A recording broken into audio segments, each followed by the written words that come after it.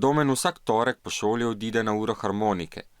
Danes bosta z učiteljico Lidijo pilila glasbeni program, s katerim se bo predstavil na skorajšnjem koncertu v Kulturnem umetniškem društvu Franci Prešeren Ljubljana.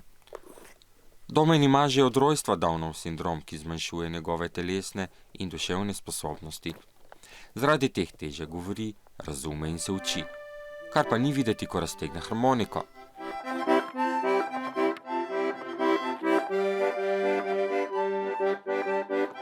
Harmonika je, lahko bi rekli, Domnu rešila življenje, saj mu jo je pred leti podaril oče, ravno ko je hudo bolan ležal v bolnišnici.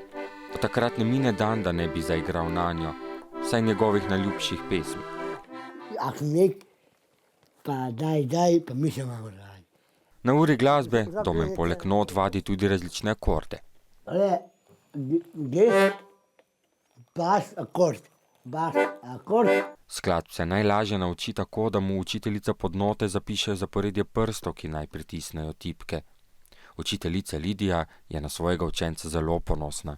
Prijeten, poslušen, ima izvrsten občutek za ritem in dobro artikulacijo prstov, kar vsak nima.